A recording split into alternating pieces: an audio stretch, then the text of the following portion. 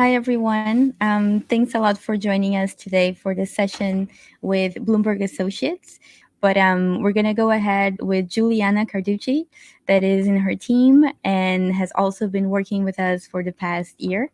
So just before I give the floor to you, Giuliana, let me just give a quick overview on Bloomberg Associates and also Rose that wasn't able to join us here. So Rose, prior to joining Bloomberg Associates, she was the commissioner, of the New York City Department of Investigation from 2002 to 2013. She was actually the longest serving commissioner in its history. Her leadership led to significant increases in terms of the department's productivity, and including a comprehensive corruption prevention program. She also created the Center for the Advancement of Public Integrity at Columbia Law School, that she now chairs as an advisory board, focusing on accountability in government and municipal jurisdiction throughout the world. So at Bloomberg Associates, Rose is a principal for the Municipal Integrity and Transparency team. And Giuliana is part of that team. They offer pro bono consultancy services to cities around the world with the goal of improving urban environments and developing sustainable solutions to today's most pressing challenges. As part of these services, the team helps cities identify areas with possible risks of corruption and fraud and implement digital tools to solve them. So with no further ado, Giuliana, just before we start the presentation, while I set it up, would you mind giving us some quick words on to introduce yourself and what you do at Bloomberg Associates? Sure. Hello, everybody, and thank you for the patience. We apologize for the delay. My name is Giuliana. I work in Municipal Integrity team at Bloomberg Associates. Just like Mayara was explaining, I work with Rose Gill. She's very sorry she couldn't join. We have some technical issues, but I'll do my best to share the information we wanted to share with all of you. And anyways, if anybody has any question, you can send it to us, and I'll make sure Rose gets the questions. Like Mayara already said, we are Bloomberg Associates. If you want, Mayara, go to the next slide. We work, we're part of Bloomberg's philanthropy initiative. We work with cities around the world. We are a small consulting firm, and we help cities to develop and improve programs on different areas. Our team specifically works on municipal transparency and integrity. These are some of the cities. These are the cities that we work on. As you can see, some of the U.S. cities and some international cities. If you want to go to the next slide, we work in multiple programs, but the digital tools overall are a big part of our work. From our point of view, they have been a great ally to help promote transparency, connection and communication between cities and citizens, government accountability also, and participation of civil societies. So we always try to include digital tools as part of our programs. And we've done a few of them using tools of these types. Mayara, if you want to go to the next slide. Here are some of the projects that we've worked specifically using digital tools with multiple cities, and I'm going to mention 3 of them to give you sort of like an idea of what we're talking about. If you go to the next one, this is the first project that I'm going to mention is Rio Más Fácil. We worked this one back in 2016 with Rio de Janeiro, and the problem that they shared with us is that they had a process to apply to business licenses that was very obscure. It was difficult to understand what were the steps. There were some physical steps that had to be taken. Some other ones, businesses were not sure where to go. There was only a small group of people that were able to figure out the whole system. And so sometimes businesses had to pay bribes to apply to be able to apply to these business licenses. And so what we worked with them was this project had two phases. One that was internal, where they basically reevaluate the whole laws and the whole procedure, and then we work on the development of a dashboard that showed the business license. It fed from the city database, and it showed the business licenses that were being awarded in the city by neighborhood. So you have a little map there. It show you by type of business. So if you wanted, for example, open a bakery in Copacabana, you could see how many bakeries were open in the last month, for example. And this was really great. Since it was launched, it's more than 359,000 business licenses that have been awarded that are visible in the system. And this was a great tool for citizens, for businesses, entrepreneurs, but also for the city, because it allowed the city to have sort of a track of the businesses that were open, get more, be able of getting more of the taxes that before a lot of these business operating without licenses were not really paying. The next project, if you go to the next slide, is the Citizen Input Dashboard, and this was done with Bogota.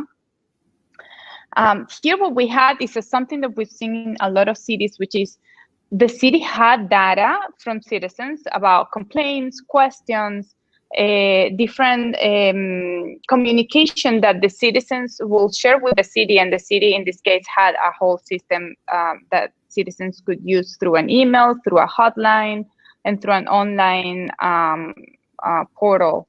But the data was sort of lost. They had it available. It was not easy to find. It was not on the same place. So the city was not using this data, and we see this a lot.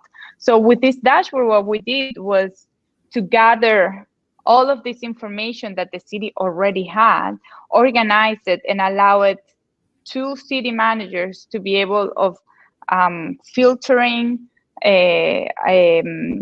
visualizing with different type of graphic what were the questions and the problems that citizens were trying to share with them, and follow through the request the citizen had. In Bogota, they had 15 days, they had to follow the request. So now here they were able to see it in one place, and also they could see by city agency.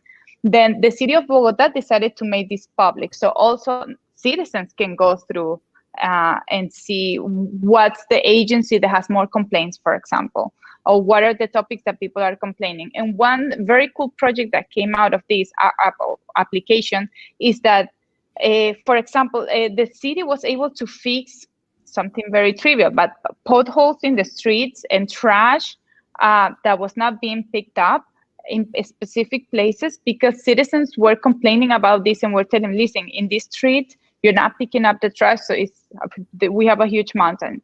And then now it was much easier to take specific ones and fix them. So that was one really cool application that they had on that project. And then the last one I'm going to mention is one we did with Paris. This is a Kpi Dashboard. And this was also very interesting because we had, going back to the information that sometimes cities have and it's not very visible.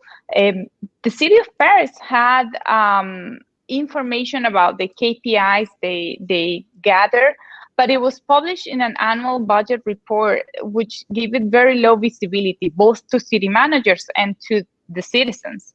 So we worked with the city of Paris, and this was back in 2017, to create this dashboard that shows every goal that the city has, the completion that whatever it finds itself at specific times, and it allows both city managers, the mayor, and the citizens to track progress on each of these KPIs on each of these goals. As of now, the KPI dashboard, we understand, is being reevaluated and is being updated. So it might not be currently available to the public, but this was also a great way to put outside. So it's a great way to communicate with citizens and also to bring transparency and information that is useful for city managers, but also for citizens. We have one more project, Mayara, that we want to mention, right? Yes. So thanks a lot, Giuliana, for this great presentation. I just wanted to add on the KPI dashboard for Paris, precisely as you said. So the dashboard is based on the Opendatasoft open data portal for the city of Paris, but it's currently being revamped, actually, due to the second mandate of the mayor that has just recently been reelected. So a little bit of teasing, you'll probably have access to it soon.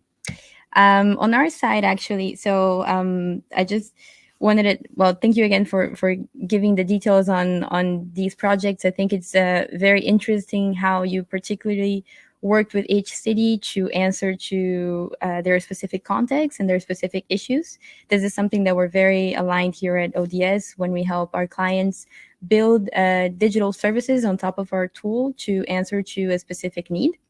And speaking of which, we actually worked on a project together for the past year. We call it the Red Flag Project, and I'm glad that we were able to discuss it today. So it's meant to be a tool to help cities manage and monitor construction projects in real time to avoid corruption and fraud. Could you explain, just before I give us a little tour of the tool, could you explain maybe how this need and issue was particularly identified, and why did you decide to tackle it as an organization? Sure. This is this is, like you said, the second time we worked together with you. The first one being Paris. This was like Rose's baby, so I'm again, apologies that she's not here, but she worked in the city of New York before working in Bloomberg Associates, so she has a wealth of experience on city government, and from her experience, she saw the need for this tool as being contracts.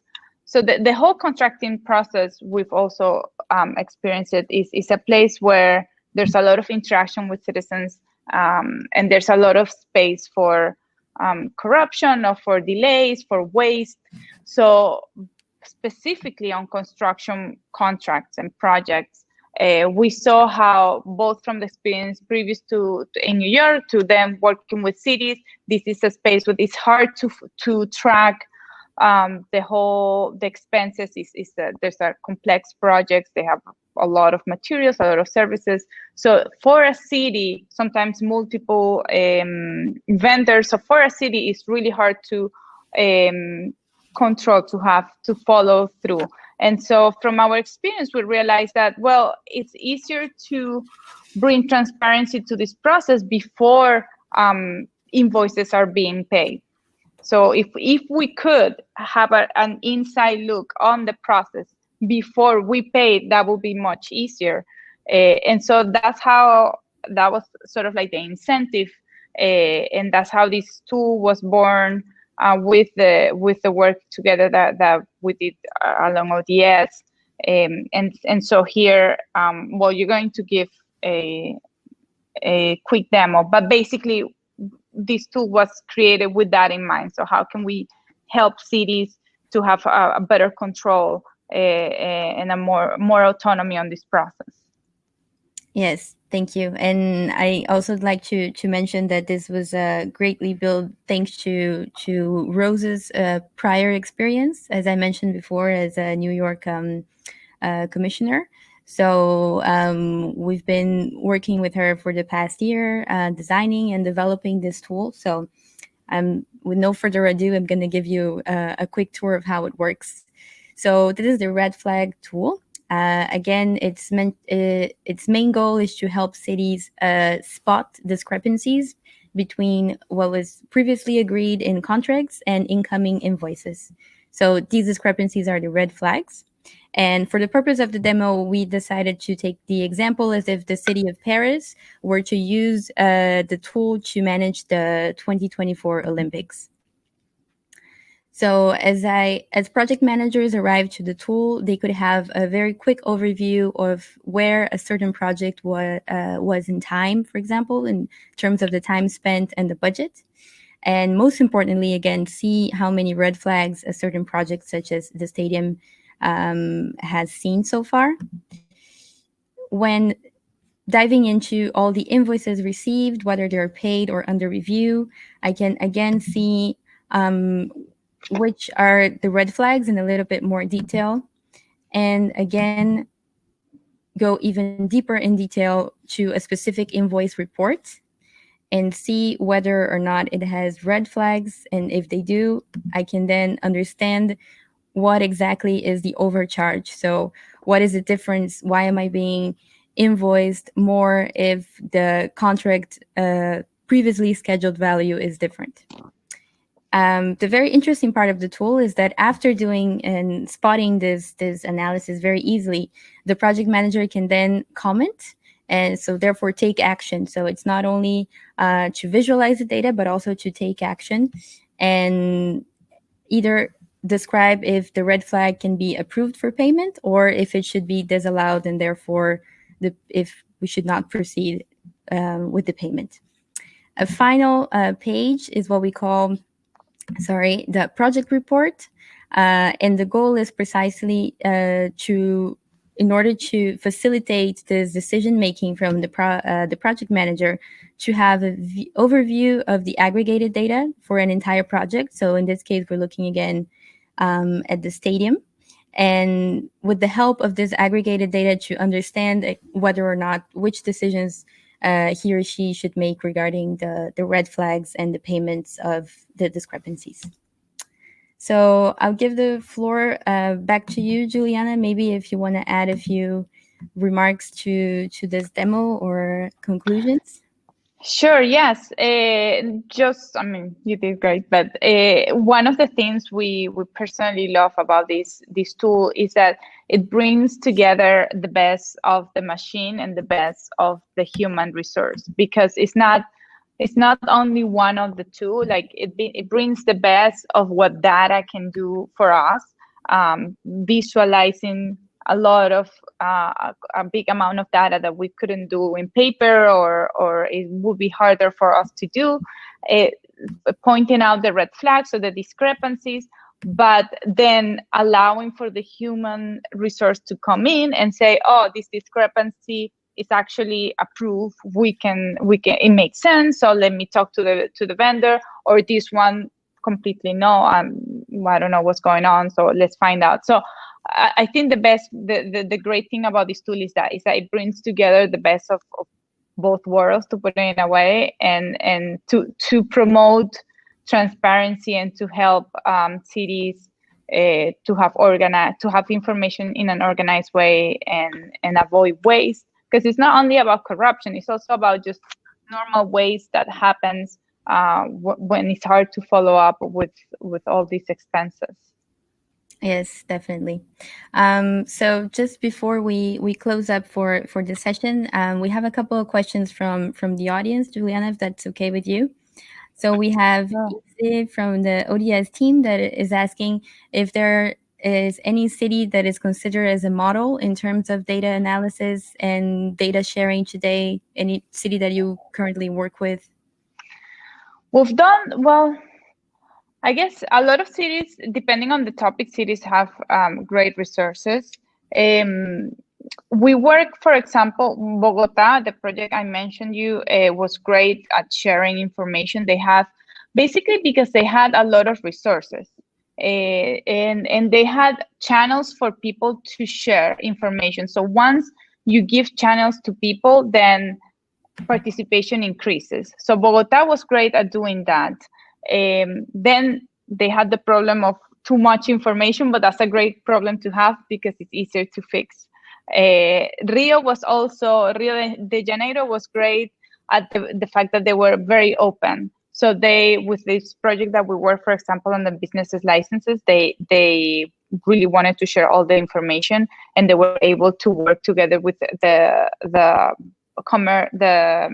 business commerce, for example, the business sector, to bring them all together in the same place.